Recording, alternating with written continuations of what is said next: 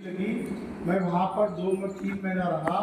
London का घर खरीदने के लिए इंटरनेशनल कानून होते हैं, कोई ऐसा नहीं कि रजिस्ट्रार के पास गया था खरीद लिया। गवर्नमेंट ऑफ इंडिया का, गवर्नमेंट ऑफ लंदन का, ब्रिटिश एम्बेसी का परमिशन लेना पड़ता है। तो उसके लिए एक ऑफिसर करके मेरी ड्यूटी लग गई थी।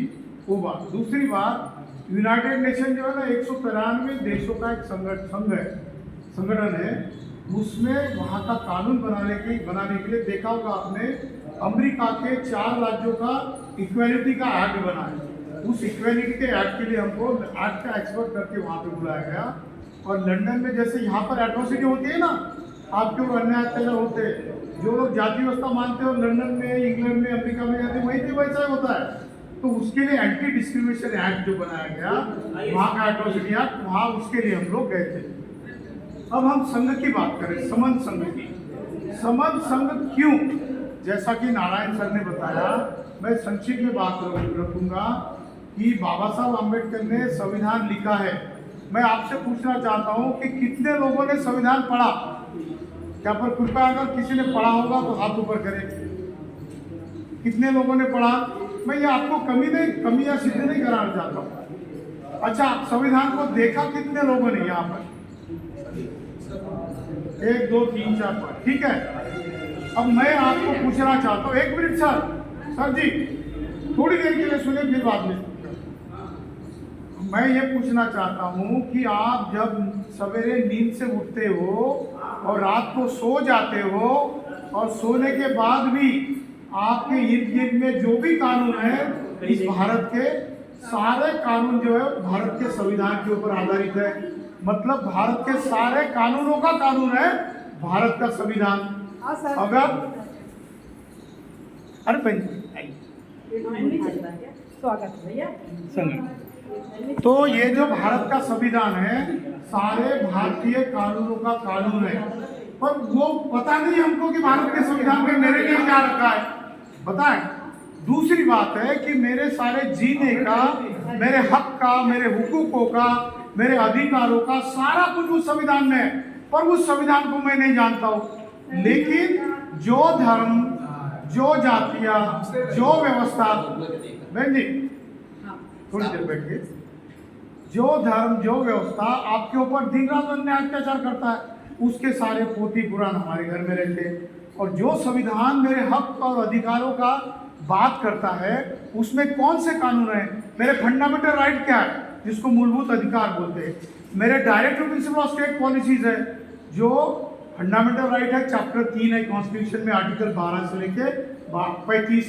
जो चैप्टर 4 है, आर्टिकल 36 से लेकर आर्टिकल 51। ये सारे कानूनों में मेरे सारे हक और अधिकार छुपे हुए, पर मुझे पता नहीं कि किस अधिकार से मुझे न्याय मिलेगा। हम रोते तो रहे थे, भाई साहब बहुत गंभीर रो रहे थे। आप दूसरे भाई साहब जो मैं आई लव केजरीवाल जो लिखा है ना, वो भी उन्होंने बात की थी। उनके बात में 1% का भी झूठ नहीं है, सब सच्चा है। लेकिन उसका उपाय क्या है? मुझे न्याय कहाँ से मिलेगा? अरे भाई, मैं एक बताता हूँ, जिस यूनाइटेड नेशन में मैं 2013, 2016 और 2018 में 3 बार मैं खुद उपस्थित था। 193 देशों का संगठन है वो यूनाइटेड नेशन। वो उसका सेक्रेटरी जनरल है, उसका मुखिया है, उसका नाम है एंटोनियो गुटेरेस। वो कहता है 2018 के सम्मेलन में कि मैंने 193 में से 150 देशों के संविधानों को पढ़ा है, और मैं इस नतीजे पर पहुंचा हूं कि भारत का देश 150 संविधान पढ़ने के बाद, भारत का संविधान अगर सारे दुनिया के देश अगर अमल करते हैं उसका, तो 10 साल में दुनिया की सारी क्राइम, दुनिया का सारा गुनाह, क्राइम जो है ना, जो आतंक, वो नष्ट हो जाएगा, और दुनिया की सारी बेरोजगारी नष्ट हो जाएगी। ये भारत के संविधान में बात लिखी है। इसीलिए यूनाइटेड नेशन ने भारत के संविधान को best document in the world का है, दुनिया का सबसे बेहतरीन संविधान का है। ऐसा संविधान मुझे पता नहीं। तो दोष किसका है? दोष उसका नहीं है जो मेरे ऊपर हर दिन रात अन्याय अत्याचार करता है, मेरे बहनों के ऊपर, मेरे माताओं के ऊपर अन्याय अत्याचार करता है। दोष मेरा है, क्योंकि मेरे कानून, हक और हुकूक को मुझे ही पता नहीं कि उसमें क्या कानूनन लिखा है मेरे लिए। तो दोष किसका है? दोष हमारा है। जैसे मैं उंगली किसी और के ऊपर दिखाता हूँ तो 3 उंगलियां मेरे तरफ आती है, तो मैं ज़्यादा जिम्मेदार हूँ, क्योंकि मेरे हक और अधिकार मुझे पता नहीं है, तो जिम्मेदार कौन होगा? तो बाबा साहब कहते हैं मैंने 2 बातें आपको दी है। कौन सी 2 बातें दी है बाबा साहब ने? बाबा साहब ने कहा कि दुनिया का सबसे बेहतरीन संविधान मैंने आपको दिया है। दूसरा है कि कहते हैं कि तथागत बुद्ध का धम्म मैंने दिया है। क्यों दिया ये भी बताऊंगा। तो बाबा साहब कहते हैं कि संविधान क्या है? तो संविधान कहते हैं कि constitution of India echoic Buddhism, जो तथागत बुद्ध की जो थ्योरी थी, तथागत बुद्ध का जो धम्म था, वही धम्म संत कबीर, संत रविदास, संत चोखा मेला, संत तुकाराम, ज्योतिराव फुले, पेरियार, रामास्वामी नायकर, बिरसा मुंडा, ये सारे जो पुरखे हमारे, इन पुरखों ने उसी लाइन पर बात की है। और इसीलिए जैसे कि संत रविदास को हमने पढ़ा नहीं, ऐसा राज चाहूं मैं जहां सबन को मिले अन्न और रविदास रहे प्रसन्न। ये बात कही ना, रविदास जी ने कहा कि मैं तब खुश हो जाऊंगा। रविदास का न्यूयॉर्क का जो हॉल है ना, वो बेगमपुरा हॉल है, वहां पर मेरा भाषण हुआ था। 500 लोग थे पूरी दुनिया से। न्यूयॉर्क जो अमेरिका का सबसे बड़ा केंद्र है, दुनिया का सबसे बेहतरीन शहर है, वहां पर दुनिया के 500 लोग संत रविदास की जयंती मनाने के लिए इकट्ठा हुए थे अमेरिका में। वहां पर बात हुई कि संत रविदास ने बात क्या की। संत रविदास इक्वालिटी की बात कह रहे थे। वो कह रहे थे कि समाज का जो सबसे अंतिम छोर पर खड़ा हुआ इंसान है, आदमी है, उसको मैं न्याय देना चाहता हूँ, उसको निवाला, मैं उसके मुंह में निवाला डालना चाहता हूँ, क्योंकि वो सुखी रहेगा तो ही देश रहेगा। ये संत रविदास की बात बाबा साहब ने द अनटचेबल नाम का ग्रंथ लिखा कि अछूत कौन थे, अछूत कैसे थे। ये ग्रंथ बाबा साहब ने संत रविदास को अर्पित किया। बाबा साहब ने कबीर जी को भी गुरु माना। बाबा साहब ने तथागत को तो माना, ठीक है, तथागत तो दुनिया के प्रकाश है, तो वो तो राजकुमार थे, राजपाट सब छोड़ दिया, पैर में चप्पल भी नहीं पहनी थी और रास्ते पर निकल पड़े कि मेरे समाज के अंतिम छोर तक के इंसान को मैं सुखी कर सकूं। पर बात क्या हुई, हमने उनकी शिक्षा को नहीं जाना। हम किसके चपेट में आ जाते हैं? वो पोथी पुराण पढ़ता है, बताता है कि आप ऐसा करो, ये उपवास करो, ये व्रत करो, ये आप कर्मकांड करो, ये मैं जो बताता हूँ ये यज्ञ करो, इससे आपको सुख मिलेगा। और उसके बदले में क्या बोलता है कि मुझे सोना दे दो, चांदी दे दो, आपके पास के पैसे दे दो, और अगर आपका कुछ भला नहीं हुआ तो बोलता है कि आपकी कुछ गलती हो गई होगी तो दूसरा यज्ञ करो। भाई जो आपको दिन रात दुखता है उसके पैर में पड़ते हैं। संत रविदास आपको 104 साल तक की उम्र की मिलती, 104 साल तक समाज के लिए जीते रहे। संत कबीर उनके समकालीन थे। संत रविदास और संत कबीर ये सारनाथ में रहते, जहाँ पर तथागत बुद्ध ने पहला धम्मचक्र प्रवर्तन दिया। ये बात हम समझेंगे कब? उन्हीं की विचारधारा को बाबा साहब ने कानून में लाया, संविधान में लाया। और ये सारे भारत के जितने भी कानून हैं, भारत के एक एक जो आर्टिकल है ना, कलम जो कानून है उसके ऊपर आधारित है।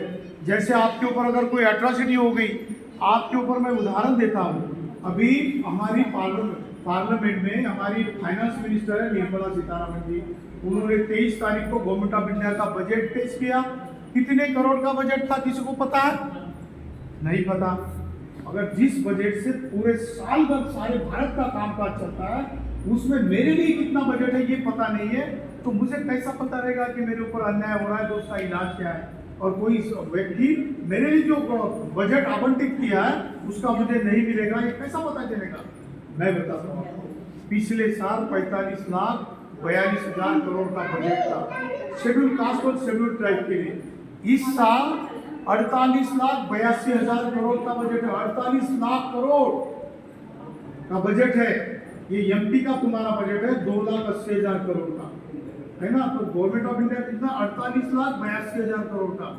तो बाबा साहब ने 1950 में जब संविधान देश को अर्पित किया, उसमें लिखा है कि SC/ST लोगों के लिए जितना भी गवर्नमेंट ऑफ इंडिया का बजट होता है, उस बजट का 10% पैसा उनके लिए खर्चा होना चाहिए, उनके लिए आवंटित होना चाहिए, खर्चा होना चाहिए। अब हिसाब लेते हैं हमारी गलतियों से, हमारे अज्ञान से, हमारे चुप रहने से, हमारे अलग अलग जातियों में बंटने से हम ही खुद के ऊपर अन्याय कर सकते हैं। अगर भारत का संविधान कहता है कि जितना गवर्नमेंट ऑफ इंडिया का बजट है उसका 10% एससी और एसटी लोगों के लिए देना चाहिए। ये बात उन्होंने आर्टिकल 15 में कही है, आर्टिकल 16 में कही है जिसमें रिजर्वेशन है, आर्टिकल 16(4) में कही है, और आर्टिकल 17 है अस्पृश्यता का निर्मूलन करने का। उसके ऊपर ही एट्रोसिटी का एक्ट है, उसमें बाबा साहब ने लिखा है कि 10% पैसा एससी एसटी लोगों के लिए देना चाहिए।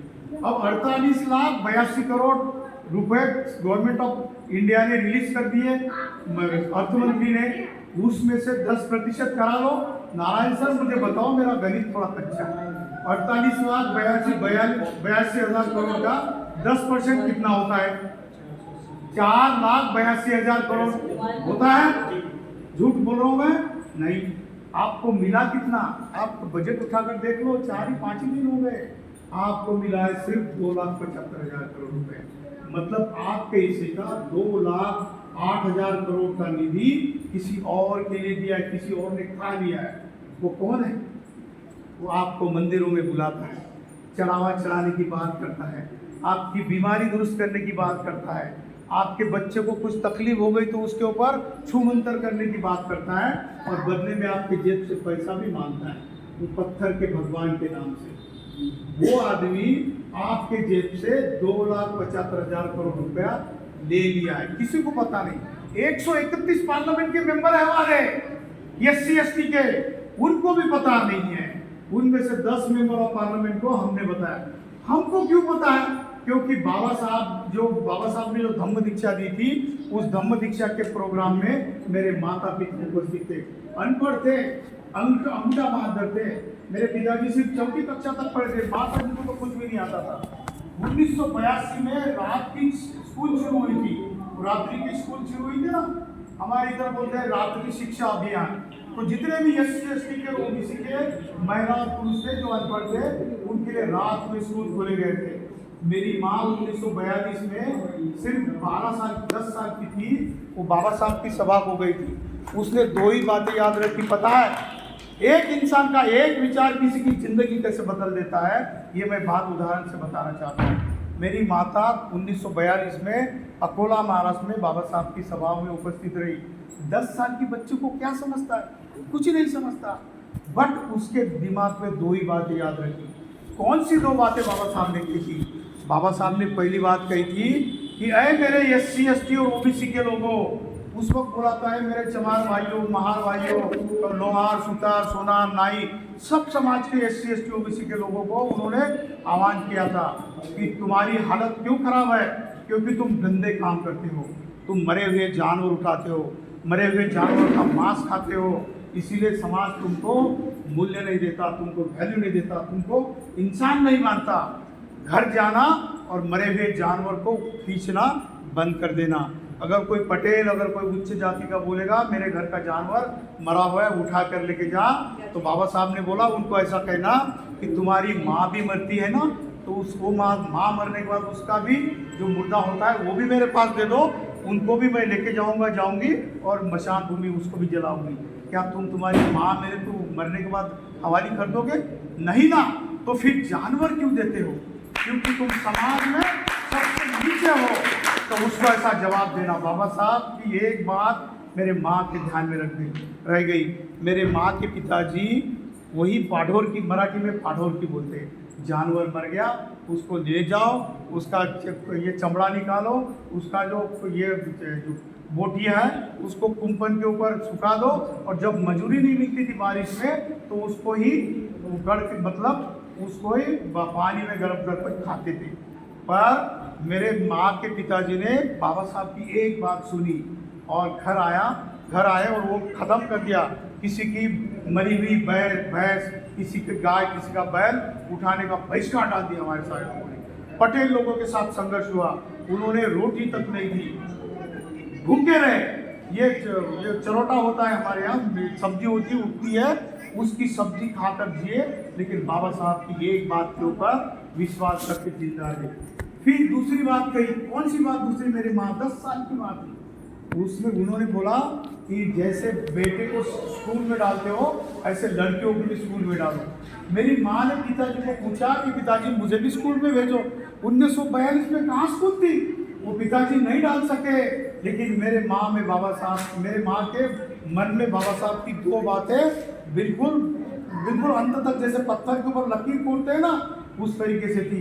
वो 60 साल की हो गई, रात्रि की कक्षा में गई, पढ़ी, और जब मरी 2013 में 83 साल की थी, तो बाबा साहब की सारी किताबें, तथागत बुद्ध की गाथाएं, ये अट्टकथाएं, जातक कथाएं, पटाचारा की कहानी, महामाया की कहानी, किस्सा गौतम की कहानी, ये किताबें पढ़ते पढ़ते मर गई, उसने जान छोड़ी। और मरते मरते मुझे खुली कि बेटा मेरा जीवन सुखी हो गया, मैं खुश हो गई, क्योंकि मैंने बाबा साहब की कहने के ऊपर, मैं भले ही 60 साल में शिक्षा ली हूँ, लेकिन मैं अभी पढ़ सकती हूँ, मैं सीना तान कर बोलती हूँ कि मुझे पढ़ना लिखना आता है। ये सोच है, ये सोच अगर रखोगे तो बात होती है। लेकिन उसने दूसरा ड्रीम बना लिया। दूसरा सपना क्या पता है? हम 6 भाई और 6 बहनें। पहले क्या होता था, हमारे घर में 50 एकड़ जमीन थी, भले ही महार जाति के थे, लेकिन 50 एकड़ की जमीन थी। उस वक्त 50 एकड़ की जमीन होते हुए भी वहाँ पर हमको शिक्षा नहीं दी जाती थी। मेरे पिताजी ने हमको सभी 6 भाइयों को 6 बहनों को पढ़ाया, और मुझे गर्व है कि मेरी माँ बोल रही थी, भले ही मैं नहीं स्कूल में गई, मैं नहीं पढ़ी, लेकिन मेरे बच्चों को मैंने अमेरिका में, जहाँ पर बाबा साहब अम्बेडकर लंदन स्कूल वाले में पढ़े, वहाँ पर मेरा भाषण हो गया था। ब्रिटिश पार्लियामेंट में मेरा भाषण हो गया, क्योंकि मैंने बाबा साहब का घर खरीदा। जब ये दिल्ली है ना, प्राइम मिनिस्टर थे, उन्होंने घर का उद्घाटन किया। हमारा चीफ मिनिस्टर था फडणवीस, तब उन्होंने था 5वें नंबर पे मेरी सिग्नेचर है वो रजिस्टर में लंदन की। तो ये कब मिला? क्योंकि मेरे माँ ने मेरे बाबा साहब के विचारों को अपने दिमाग में पाल कर रखा। तो इसीलिए जो छोटे बच्चे हैं ना, इनके जीवन के बारे में सोचो। बाबा साहब ने जो संविधान दिया, उससे अपनी जिंदगी तो ठीक चली गई, हमको तो खाने पीने की सुविधा होगी, लेकिन संविधान अगर नहीं रहेगा तो क्या करोगे? ये बच्चे का भविष्य क्या करोगे? क्या उसके लिए नौकरियां हैं? सब रिजर्वेशन लगभग खत्म कर दिया गया है, सारी नौकरियां प्राइवेटाइज कर दी गई है।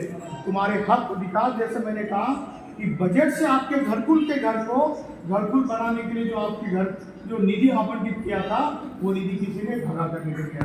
2,75,000 करोड़ से पिछले साल गवर्नमेंट ऑफ महाराष्ट्र से 2340 करोड़ रुपया दूसरों ने भगा ली आपके हिस्से के। ऐसा ही होता रहेगा। अब इसका इलाज क्या है? तो इलाज में बाबा साहब ने कहा, शिक्षित बनो, संगठित बनो और संघर्ष करो। बाबा साहब कहते हैं कि जब तक आप शिक्षित नहीं बनोगे, तब तक आपको कौन लूट रहा है, आपका जेब कौन कतरा रहा है, आपके जेब से निधि कौन ले जा रहा है, आपके हक का पैसा, आपके अधिकार कौन छीन रहा है, आपके ऊपर अन्याय अत्याचार कौन कर रहा है, ये पता ही नहीं चलेगा जब तक आप शिक्षित नहीं बनेंगे। दूसरी बात उन्होंने क्या कही? दूसरी बात उन्होंने कही, जब तक आप संगठित नहीं होंगे, तब तक आपको अधिकार नहीं मिलने वाले। एक उदाहरण देता हूँ, 2 अप्रैल 2018 की बात है, जब एट्रोसिटी एक्ट सुप्रीम कोर्ट ने रद्द किया था, तो 15 लाख लोग भारत के सड़क पर आए थे। उसमें कोई पॉलिटिकल लीडर नहीं था, कोई नेता नहीं था, आम जनता रास्ते पर आई थी। एक दिन का उनका संघ बना था, एक दिन का संघ बना था। 15 लाख लोग इकट्ठा हो गए।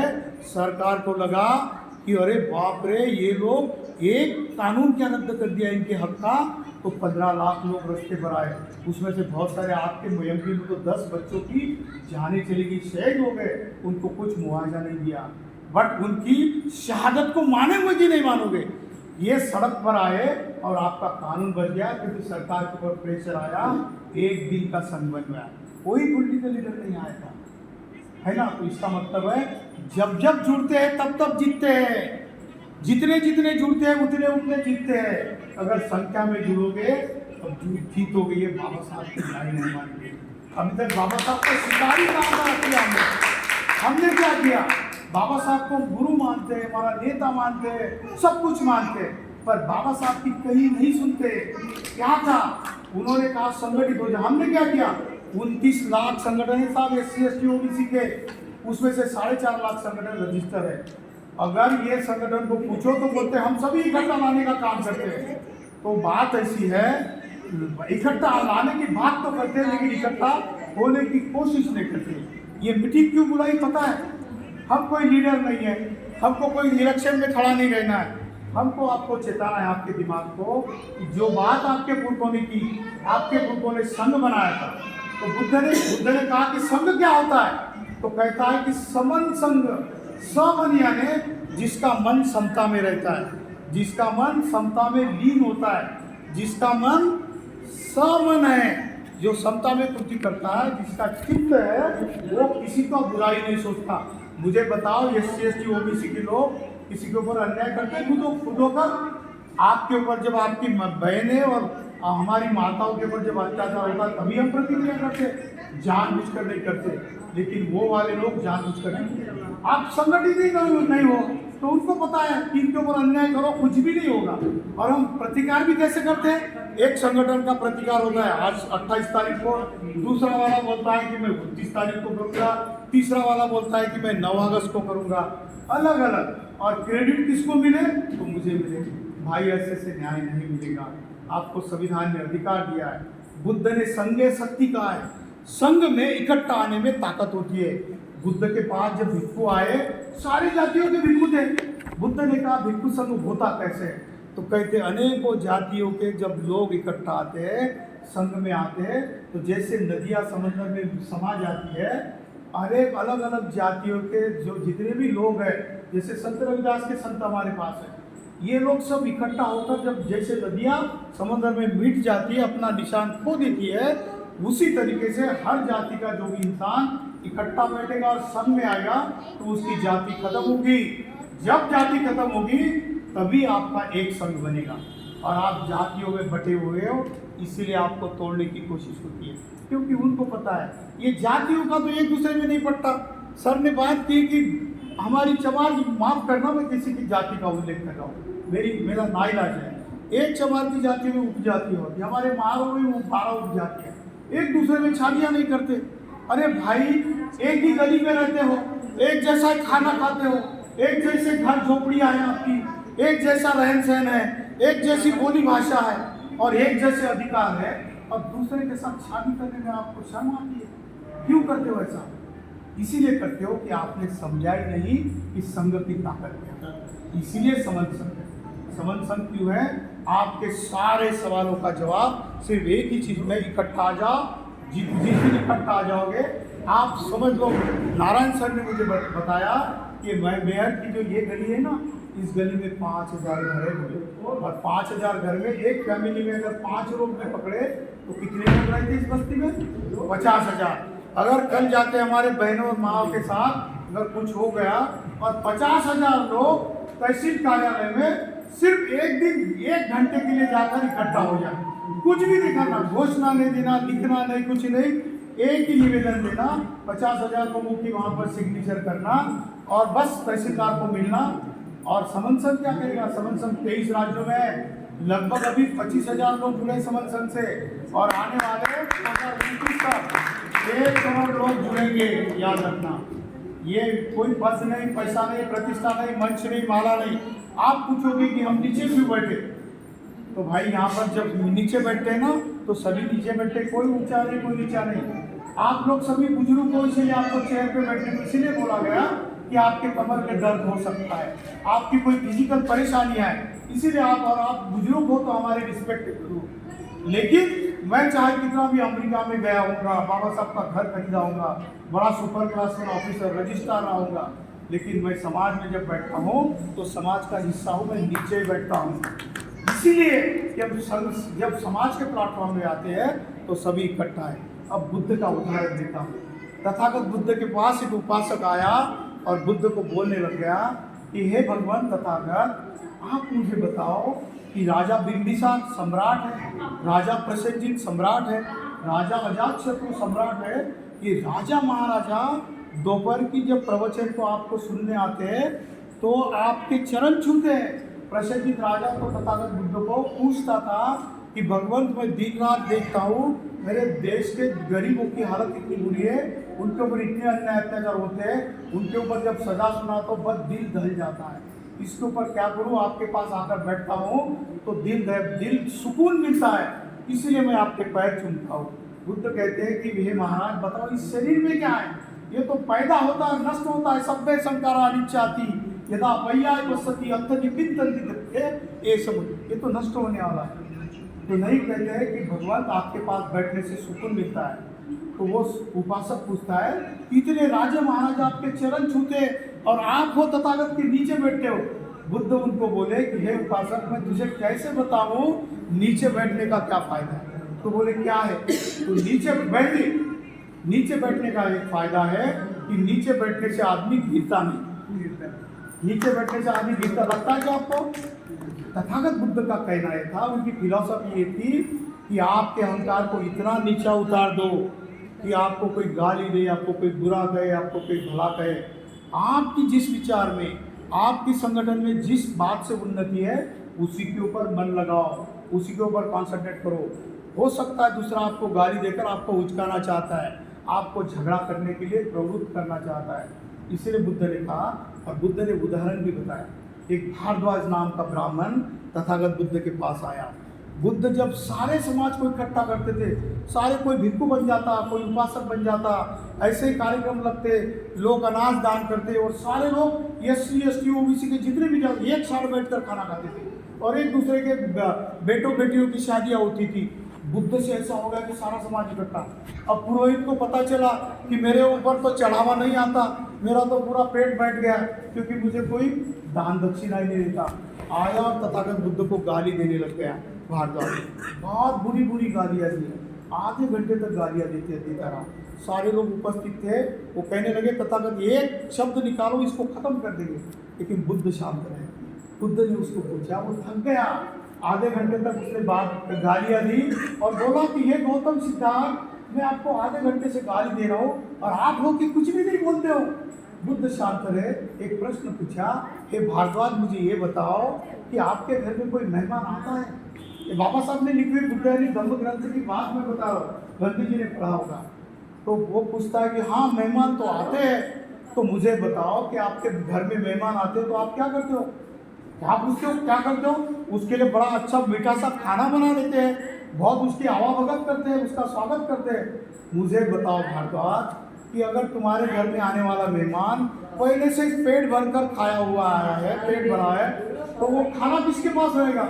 तो बोला मेरे पास रहेगा। तो बोले तुम मुझे आधे घंटे से गालियों से खाना परोस रहे थे, मेरा तो पेट भरा है, तो गालियाँ किसके पास रही। तो पूछते मेरे पास।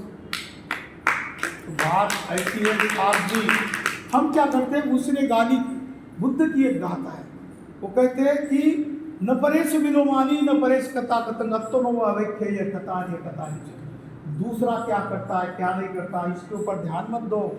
बुद्ध ने कहा कि ऐ समनो, एससी एसटी और ओबीसी और कन्वर्टेड माइनॉरिटी सारे जन्मजात हम समन है। हमको पता ही नहीं समन है, क्योंकि 10वीं शताब्दी तक जब तक ये आपका स्तूप है ना, इसका क्या नाम है स्तूप का, भैरव का स्तूप हो, वहाँ पर यूनिवर्सिटी थी, वहाँ पर हजारों लोग पढ़ते थे, भिक्षु पढ़ाते थे, फिलोसोफर लोग थे, प्रोफेसर थे, इंजीनियर थे, डॉक्टर्स थे, आर्किटेक्ट थे हम लोग। ये हमारी ये सभ्यता थी हमारी। जब तक यूनिवर्सिटियाँ जलाई तब तक हम सब लोग इकट्ठा थे, हमारे देश के ऊपर हमारा राज हुआ करता था। आज क्या हुआ, इसी ने हमको जातियों में बांट दिया 6743 और हम बट गए और हम एक दूसरे के ऊपर अन्याय करते हैं। कैसे हम लोग विरोध करेंगे, कैसे अन्याय अत्याचार से करेंगे। तो समझ सर यही कहता है सर कि आप इकट्ठा आ जाओ जितने, और यहाँ पे कोई लीडर नहीं है ना, हम आपसे पैसा मांगते हैं। उन्होंने जो बोला था चंदा का, सर जी चंदा के बारे में बताता हूँ, पिछले लाइन में बैठे मैं आपको बताता हूँ। हम कहते हैं कि हम चंदा देंगे, मैंने तो डिक्लेयर किया, मैं जब ऑफिसर था ना तो बाप से तो मैं हर साल का 4 लाख का योगदान देता था, कूपन ही रहता था मेरे पास, क्योंकि मैंने जाना था कि बाबा साहब की वजह से मैं पढ़ा लिखा हूँ।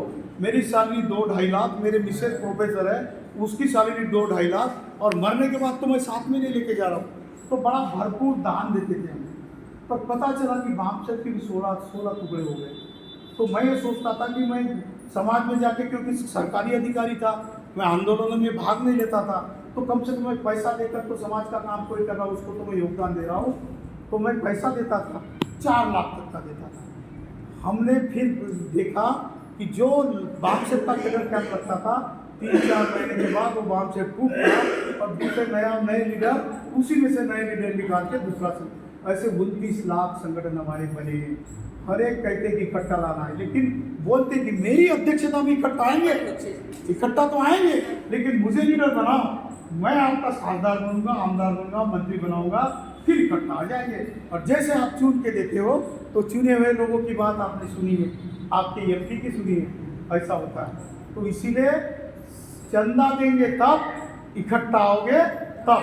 हम लोग कहते हैं कि 4.5 लाख संगठन इस देश में कल पुकारे और बोले कि हम दिल्ली में, मुंबई में, नागपुर में, दीक्षा भूमि में, या फिर एमपी में, भोपाल में, या फिर यहाँ पर हम लोग 4.5 लाख संगठन कल इकट्ठा आना चाहते हैं। मैं कहता हूँ कि मैं 1 लाख रुपए देने को तैयार हूँ, बट शर्त है कि सारे लोग इकट्ठा आओ, शपथ ले लो कि बाबा साहब के संविधान की शपथ हम लेते हैं, इसके बाद हम अलग टुकड़ों में नहीं बटेंगे। समाज के पास पैसा बहुत है। अरे बाबा साहब के पास तो मजदूरी करने वाले लोग 1-1 रुपया देते थे साहब। जो मुंबई का जो अम्बेडकर भवन बनाया ना, उसके लिए 35,000 अकेले बाबा साहब ने इकट्ठा किए थे। और जो ये जो हमारी गंदगी हटाने वाले जो लोग थे ना हमारे, उन्होंने 4 आने, 8 आने, 1 रुपया, 2 रुपये, जिसकी जिसने आइपत थी उन्होंने पैसे जमा किए। 10,000 रुपये उस वक्त के 5,000 लोगों ने दिए थे, एक एक चंदा करके। तब जाके बाबा साहब ने बोला था कि मुझे गर्व है कि मेरे समाज के लोग इकट्ठा थे। तब जाके नागपुर में 1942 में 75,000 लोगों का संघ का सम्मेलन लगा। मैं बस 2 मिनट में खत्म कर, इनको दे दीजिए थोड़ा, आप जाना चाहते हैं?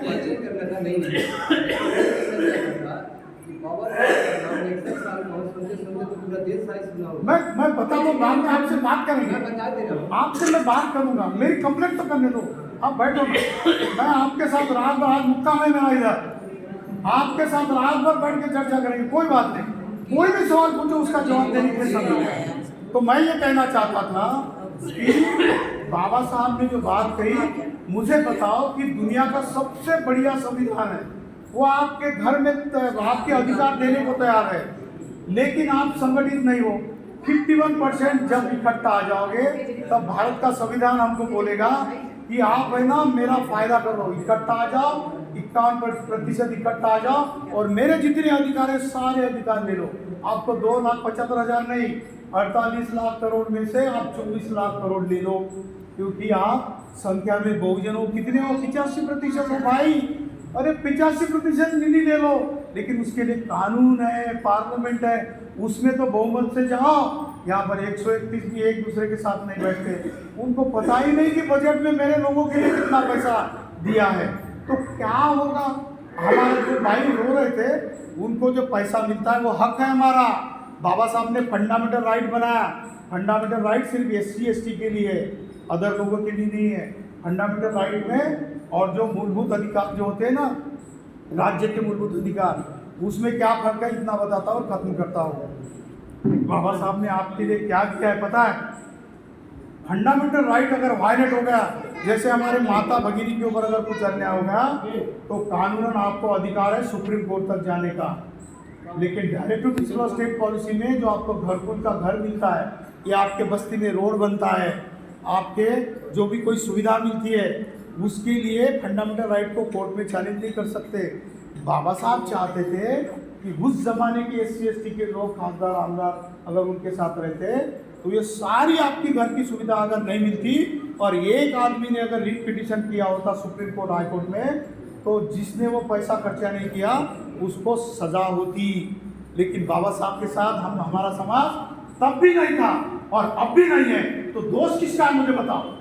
जब तक हम लोग संगठित होकर बाबा साहब के संविधान को बगल में नहीं उठाते, तब तक आपको अधिकार नहीं मिलने वाले। कितना भी चिल्लाओ, कितना भी रो, कितनी भी गाली गलौज करो, आपके अधिकार तभी मिलेंगे जब आप संगठित होंगे। और संगठित होने के लिए संघ कहता है इसके लिए ना पैसे की जरूरत, अपना खुद का पैसा खुद खर्चा करना, और किसी को पैसा तभी देना जब वो आपको वचन दे कि मेहर का अगर इलेक्शन है, नगर परिषद का, नगर पालिका का, तो सारा समाज, यहाँ पर 5,000 लोग, एक ही पार्षद को खड़ा करो, एक ही कारपोरेटर को खड़ा करो, और उसको सारा समाज एक ही को वोट देगा। समाज डिसाइड करेगा कि किसको चुन के लाना है। जो शराब पीता है, जो पार्टी में जाकर समाज को बेचता है, उसको नहीं चुनना। संघ बोलेगा कि हमारा नीतिवान आदमी है, समझो नारायण सर है या आप में से कोई सर जी है या आपको केजरीवाल साहब वाले, अगर ये चारित्रवान है, समाज के प्रति चिंता रखने वाले हैं, वो अगर चाहते हैं, समाज चाहता है, तो उनको चुन कर ला सकते हैं। आपकी संख्या साहब अभी 25% है पूरे भारत की, कम से कम 25% तो लोग आने चाहिए चुन के। 131 आते हैं लेकिन दूसरों के ठप्पे पर आते हैं, वो रबर स्टैंप वाले हैं। आपके हक और हुकूक के अधिकार की भाषा पार्लियामेंट में रखने वाले। एक इंसान शेर की तरह दहाड़ता था, सारा पार्लियामेंट हिलता था, किसी की हिम्मत नहीं होती थी जब बाबा साहब किसी संविधान की किसी कानून पर बोलते थे। संविधान के उपसभापति ने तो ऐसा कानून बनाया था, मैंने पढ़ के बताया आकांक्षा को, मैंने बोला कि उपसभापति ने कानून बनाया कि जब पार्लियामेंट की संविधान सभा में अम्बेडकर बाबा साहब बोलेंगे उसके बाद कोई नहीं बोलेगा। क्यों?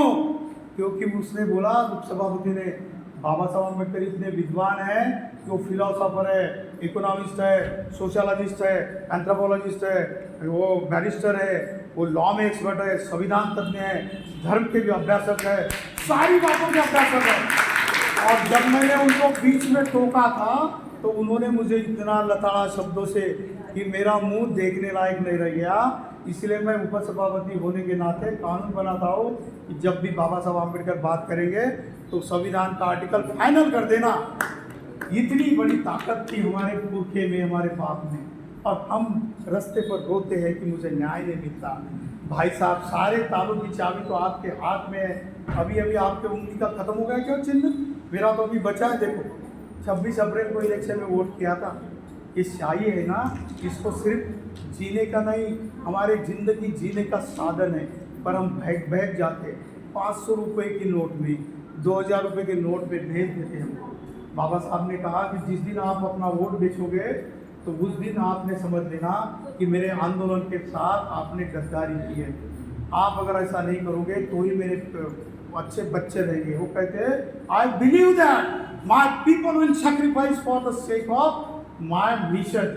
मेरे मिशन के लिए मुझे विश्वास है कि मेरे जितने भी बच्चे हैं, मेरे आने वाली जनरेशन है, मुझे विश्वास है कि अपनी जान भी देंगे, कभी कभी तन मन धन और वक्त आने पर अपनी जान भी कुर्बान कर देंगे। 2 अप्रैल 2018 में से ऐसे ही 10 बच्चे आपके एमपी से जो थे उन्होंने शहादत दी है।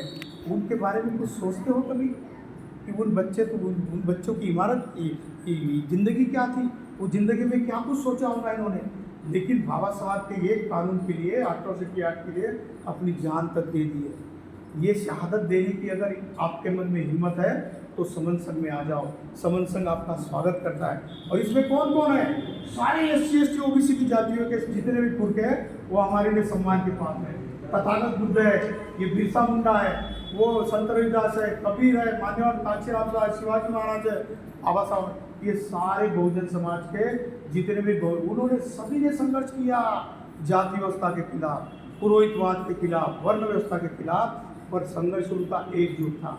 संत रविदास जी जब खड़े होते थे तो हजारों लोग इकट्ठा होते थे। इसलिए बाबा साहब ने संत रविदास को अपना ग्रंथ अर्पित किया, संत कबीर को अपना गुरु माना, संत तथागत बुद्ध को तो अपना सबसे बड़ा उनका सारा विचार लिया। सम्राट अशोक के जमाने की बात क्या थी? सम्राट अशोक का 6 नंबर का एक शिलालेख है, जैसा भरूच का जो शिलालेख है ना, वैसा एक शिलालेख है महाराष्ट्र में। उसके ऊपर सम्राट अशोक ने क्या लिखा? वो लिखते हैं, ऐसा ही विद्यायाम धम्म पालना धम्म विधाने सुखियाना होती थी। ये पाली में है, धम्मलिपि में। इसका अर्थ होता है ऐसा ही यानी ऐसा है, विद्या यानी कानून, याम यानी मेरे राज्य का क्या कानून है, धम्म पालना धम्म विधाने। तो मैंने तथागत बुद्ध की शिक्षा को अपना कानून बना लिया। कौन सी शिक्षा है? चोरी नहीं करूंगा, झूठ नहीं बोलूंगा, व्यभिचार नहीं करूंगा, नशा पता नहीं करूंगा, ये सारी बातों को मैंने अपना कानून बना लिया। इससे क्या होगा? तो कहते हैं सुखियाना गोती थी। गोती थी यानी कौन? तो गणगोत, जो हमारे रिलेटिव होते हैं ना, जो हमारे नातेवाईक होते हैं ना, वो सगे बंधु। तो कहते हैं वो राजा सम्राट दुनिया का सबसे बेहतरीन राजा था। वो अपनी प्रजा को अपने नातेवाईक लोगों के जैसा समझता था, अपने जो सगे बंधु है ना उसके जैसा समझता था। और उसने तलवार नीचे डाल दी और इसी को कानून बनाया। तब जाके जम्मूद्वीप भारत कितना था? ईरान, इराक, अफगानिस्तान, पाकिस्तान, ये कोरान, भूटान, नेपाल, पूरा भारत, श्रीलंका, ब्रह्मदेश, बांग्लादेश, भूटान, ये सारे देशों का मिला के जम्बू द्वीप था।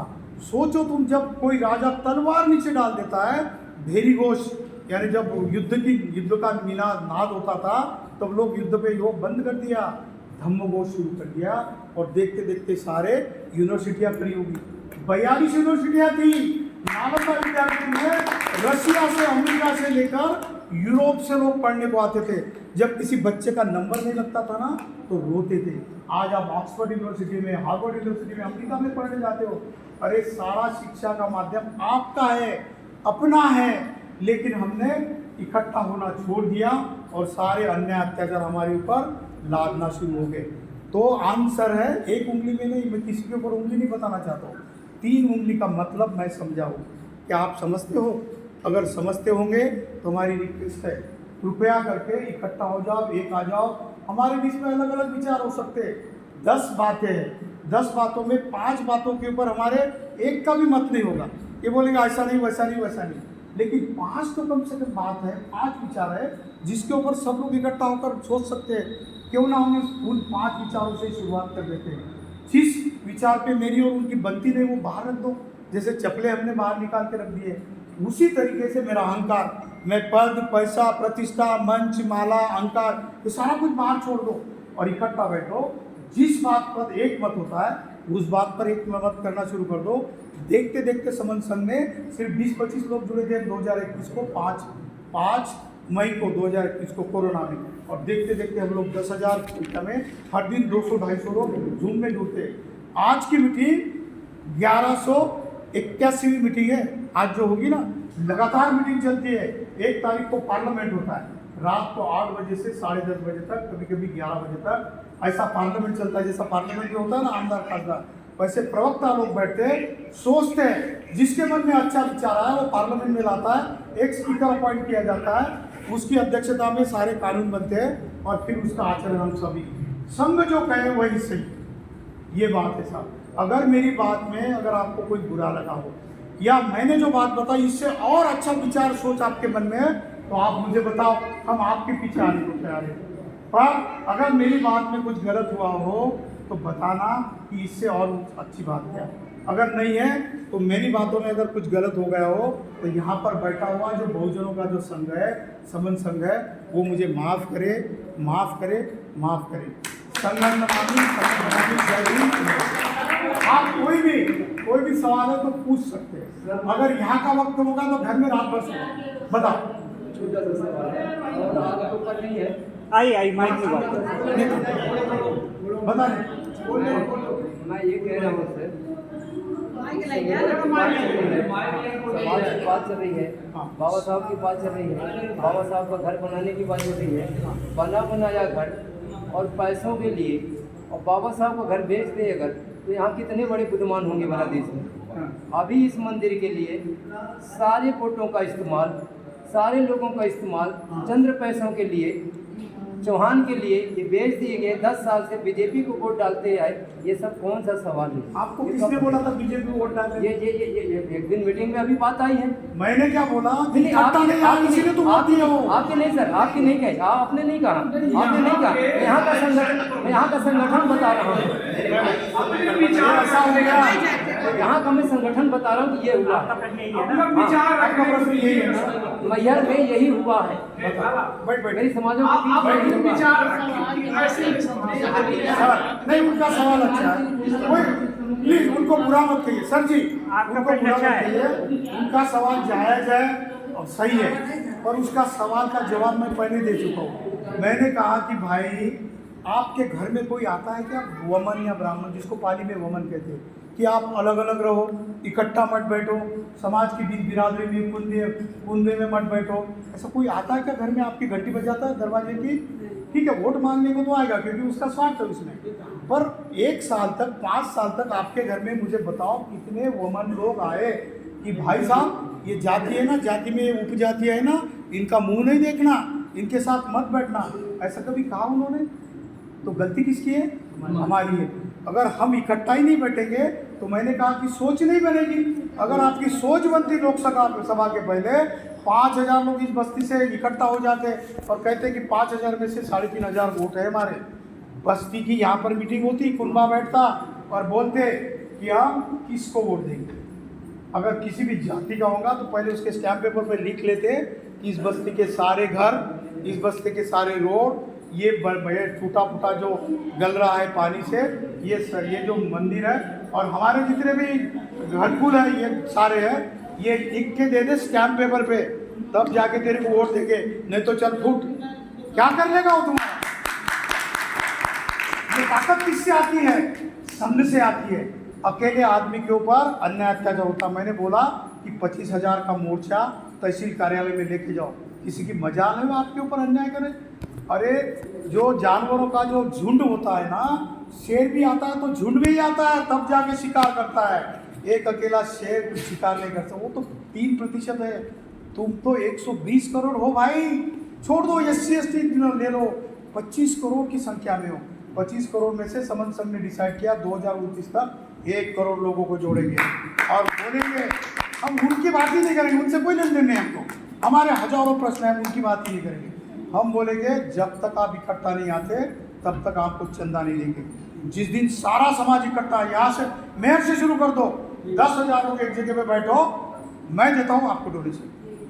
पूछो तुम्हारा ले लो प्रोग्राम 14 अप्रैल का या रविदास जयंती का, कबीर जयंती का या किसी के ऊपर अन्याय अत्याचार होने का। बस शर्त एक है, इकट्ठा आकर बैठना और किसी के नेतृत्व में नहीं बैठना। समन संघ कहता है कि हमारा कलेक्टिव डिसीजन होगा, कोई मुखिया नहीं होगा। आप बोलोगे अरे यार ये तो कानून से संगठन बनता है, बनने दो, वो काम करेगा, पर संगठन का मुखिया संघ में आएगा। वो 3% वालों का संघ ही चलाता है ना। पर्दे के पीछे शासन किसका है? कौन चलाता है? वो राजस्थान का मुख्यमंत्री बना था, पहली बार असेंबली में गया क्योंकि उच्च जाति से, तो पहली बार डायरेक्ट सीएम। तुम्हारे यहाँ का सीएम भी ऐसा है ना। तो बात ऐसी है साहब, जब संघ होता है ना तो संघ डिसाइड करता है कि किसको मुखिया बनाना, किसको उठाकर फेंक। हो सकता है आज प्रधान सेवक को भी बदलने की भाषा चल रही है, हो सकता है 6-7 महीने में प्रधान सेवक को भी बोला जाएगा कि पतली गली से निकल जाना। ये ताकत संघ में है। आपका तो क्या बताऊं, 25%, 25 करोड़ लोग हो, 5 करोड़ भी इकट्ठा हो गए ना। जब बाबा साहब की मूर्ति हटाएगी पार्लियामेंट से, गांधी जी की और उनकी, उसके लिए अलग अलग मोर्चे निकाले जा रहे हैं। उनको पता है कि अलग अलग आएंगे, कुछ नहीं होने वाला। ये बटे हुए हैं, इनके ऊपर अन्य अत्याचार करने का हमको लाइसेंस मिला, करते जाएंगे। बट अगर डिसाइड करेंगे 1 महीना देर होगी तो भी चलेगा। लेकिन भारत के सारे 29 लाख 4.5 लाख संगठनों में से 1 लाख संगठन के प्रतिनिधि 10-10 जाएंगे, 10 लाख का मोर्चा लेंगे, पूरे पार्लियामेंट को घेराव करेंगे, दिन भर हटेंगे नहीं। किसी की मजाल है तुम्हारे ऊपर गोलीबारी करने की? नहीं। क्यों? क्योंकि ये संघ की ताकत है। ये कब जानोगे? तो साफ अधिकार आपके ऊपर अन्याय अत्याचार जो होता है ना, इसके लिए दूसरों को दोष नहीं देना, मैं से शुरू करना है। मैं ये वचन लेता हूँ कि मैं अपने आप को संघ में समर्पित करता हूँ। जैसी नदियाँ समंदर में समा जाती है, मेरा अहंकार डूब। मैंने कहा ना कि बुद्ध जैसा इंसान नीचे बैठता था, वो तो राजकुमार था, सम्राट का बच्चा था, लड़का था, घर पार सब कुछ छोड़ दिया, पैर में चप्पल तक नहीं। 45 साल तक यही बताता गया कि है भिक्खु, है ना, बहुजन हिताय बहुजन सुखाय लोकानुकंपाय अत्ता हिताय अनन्या हिताय सत्ता देव मनुष्यानंद आजि कल्याणं मज्ज कल्याणं परियोसानंद कल्याणं। हे बहुजनों, आप जितने भी आओ, पहले मध्य में अंत में एक हो जाओ, तब जाके आपको न्याय मिलेगा। जिस दिन आप एक हो जाओगे ना, आप ये प्रयोग सिर्फ मेयर के लिए नहीं कर लो, जान दो मेयर की बात, ये बस्ती के लिए ही कर लो। कम से कम आप लगाओ मीटिंग, मैं आ जाता हूँ, 1 दिन तक मैं संवाद करता हूँ आपका, और पूरे मीटिंग का खर्चा मैं अकेला करूँगा। शर्त यह है कि सारे मेयर के इस बस्ती के लोग, अम्बेडकर नगर के लोग इकट्ठा आने के लिए तैयार हो जाए। है आपकी ताकत, है आप में हिम्मत? अगर है बोलो, आपके पास बोलो। अगली संगीति लगाएंगे सर, ये संगीति सतनामे लगाएंगे, 1000 लोगों को बुलाएंगे, हम लोग कलेक्ट करेंगे। हम सारा पैसा मैं कोई दे रहा हूँ तो मैं पावती वावती नहीं दे रहा हूँ, डोनेट दे रहा हूँ, क्योंकि मेरे पास है। और मैंने जाना कि मेरी उम्र अभी 60 साल है, मैं 20 साल के बाद नहीं रहूँगा इस दुनिया में। मेरा बच्चे का बच्चा जो है ना, पोते का पोता उसको भी पता नहीं कि मेरा दादा का दादा कौन था। पर बाबा साहब आम्बेडकर को कितने दिन तक याद रखा जाएगा?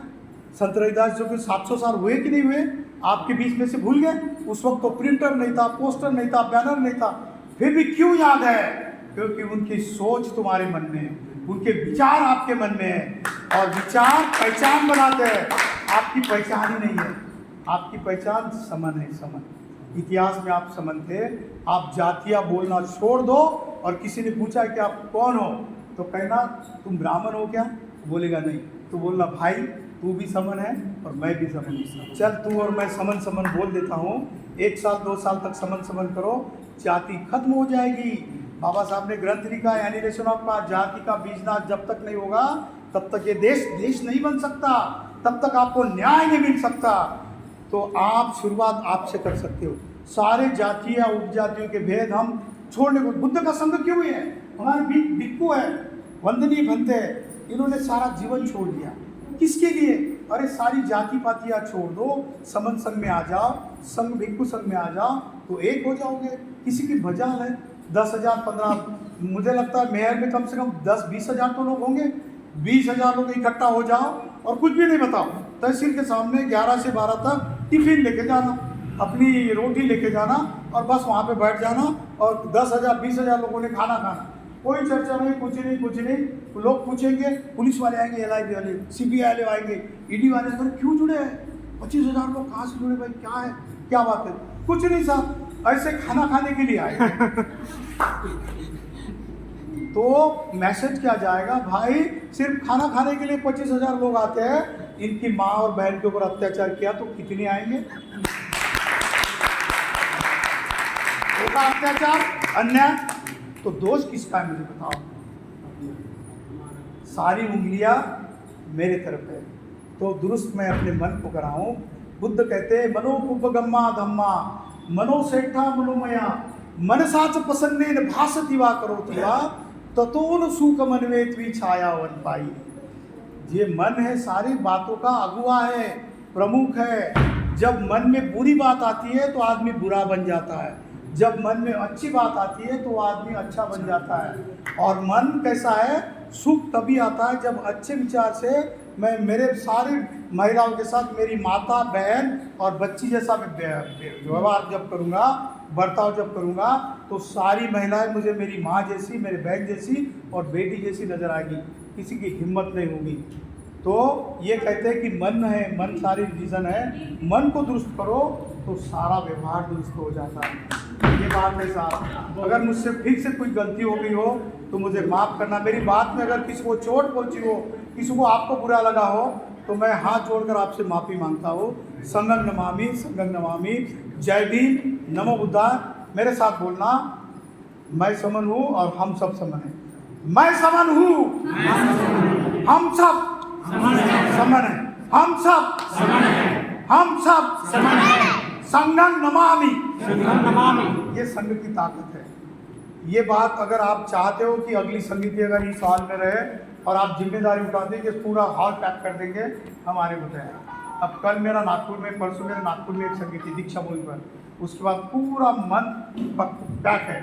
मेरा बच्चा आ रहा अमेरिका से, लेकिन उसको वक्त नहीं मेरे पास, क्योंकि मैं सोच रहा हूँ कि बच्चा तू तो अमेरिका में पढ़ा, बाबा साहब की वजह से मेरी माँ ने मुझे जागरूक किया, पढ़ाया, मेरे जेब में पैसे आ गए, मैं अच्छा हो गया, घर बार अच्छा है, और तू तो अमेरिका में जाके पढ़ा है, 50 लाख के ऊपर सैलरी कमाता है, पर तेरे लिए मेरे पास वक्त नहीं, क्योंकि तू सेटल हो चुका है, तेरा दुख दर्द मिट गया है।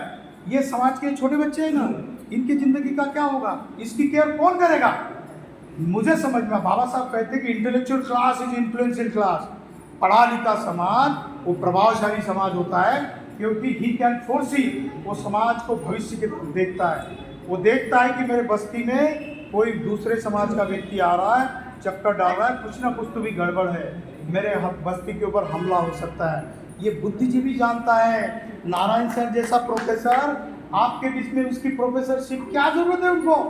एक प्रोफेसर को पता है कितना तनख्वाह होती है, 2 लाख के ऊपर होती है। जब वो डेली बेसिस पे होता है फिर भी 50,000 से कम नहीं होती। ऐसा आदमी आपका सारा वक्त देकर आपके बीच में आपको आकर बता रहा है बंदे जी ने जीवन लिया है। आप भी बहुत सारा योगदान दिए होंगे समाज को, आपका किसी ने सत्कार किया? समन संघ ने संत मान्यवर कांशीराम जी को पीर फकीर संत की उपाधि दिए दिल्ली में 11 फरवरी को, आप उपस्थित थे उसको। हम ये सोचेंगे कि हमारे बीच में से अगर सही में कोई ऐसा अच्छा आदमी होगा, अच्छा कार्यकर्ता होगा, बहुत ईमानदारी से काम करता, लेकिन किसी को बताता नहीं, समन संघ उसकी खोजबीन करता है, छानबीन करता है कि असली आदमी समाज के लिए कौन झट रहा है, कौन काम कर रहा है, उसको निकालो और उसको संत की उपाधि दे दो। आपके मर जाने के बाद भी जिंदा रखने की कोशिश है। संत रविदास आज भी जिंदा है हमारे बीच में, और हम मर जाएंगे तो जिस दिन मर जाएंगे उठेगी अर्थी और दूसरे दिन बोलेंगे, एक ही वाक्य में हमारा वर्णन होगा, बोलेंगे बहुत ही अच्छा आदमी था, संत आदमी था, क्योंकि सबका भला करता था, और अगर किसी की मदद में बुरा रहता तो अच्छा हुआ मर गया, अच्छा हुआ सारे दुनिया को तकलीफ देता था, बस इतने से ही आपका वर्णन होता है ना मरने के बाद। पर संत रविदास का, संत कबीर का, बाबा साहब का क्या होता है वर्णन? कहता है कि मेरा मुझे गर्व है कि मैं बाबा साहब की सोच को मानने वाला हूँ, मुझे गर्व है कि बाबा साहब ने संविधान लिखा, दुनिया का सबसे बेहतरीन संविधान लिखा, और उनकी बिरादरी में मैं पैदा हुआ हूँ, इसलिए मुझे गर्व है। ये कहने की नौबत आनी, जिंदगी कितनी है साहब, 70-80 साल, कोई 500 साल का कोई यहाँ पर सिक्का मारकर आया क्या? कोई बता दे मुझे कि हाँ मैं 1000 साल का स्टैम्प मारकर आया हूँ। अरे इस हॉल से बाहर जाने तक की भी गारंटी नहीं है क्या? कल जिएंगे मरेंगे, कोई है कोई पता आता कुछ नहीं। तो इसलिए झगड़ा, इसलिए इसके साथ उसके साथ आन में, तो इकट्ठा हो जाओ, एक दूसरे के साथ मन मुटाव करना छोड़ दो, एक बनो, नेक बनो, सारे अधिकार आपके दरवाजे पर, चौखट पर आएंगे। मांगने की जरूरत नहीं, जैसा मैंने बोला 25,000 लोग जाएंगे, कुछ नहीं करना। क्यों आए साहब? तो खाना खाने के लिए आए। अरे यार 25,000 लोग खाना खाने के लिए आए, और इनके ऊपर इनके बस्ती में घूमेंगे ना तो ये चीर कर फाड़ेंगे, इतनी दहशत होती है। 2 करोड़ सिख है भारत में, इसकी हिम्मत है सिखों के ऊपर अन्याय करने की? क्यों? क्योंकि उनका खालसा है, उनका संघ है। ये जो किसान दिल्ली के बॉर्डर पर 1 साल तक खड़े रहे 32 संगठनों के, सरकार को तीनों कानून वापस लेने पड़े कि नहीं पड़े? क्यों? क्योंकि उनका संघ बना था। ऐसा संघ बनाएंगे, इतना मैं कहता हूँ, मुझे माफ करना। संघं नमामि, संघं नमामि, संघं नमामि। और किसी का सवाल है तो सर के साहब के घर पे हम लोग हैं, रात भर चर्चा कर सकते, खूब चर्चा करेंगे। आपको हमारे ऊपर कोई डाउट होगा कि आदमी आया, इसको कोई लोकसभा में खड़ा तो नहीं रहना है, कोई प्राइम मिनिस्टर, कोई मिनिस्टर तो नहीं बनना है, कुछ नहीं करना है। जितना बाबा साहब ने दिया वो बहुत कुछ है, बचा हुआ लाइफ हमारा समर्पित है इस मूवमेंट के लिए और ऐसे वंचित लोगों के लिए। बस धन्यवाद, जय भीम।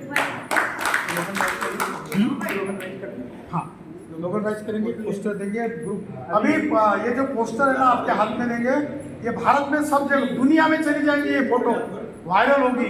हम कहेंगे कि हम सब समन हैं, ये पोस्टर पढ़ना है, लेना है, दे दो सर।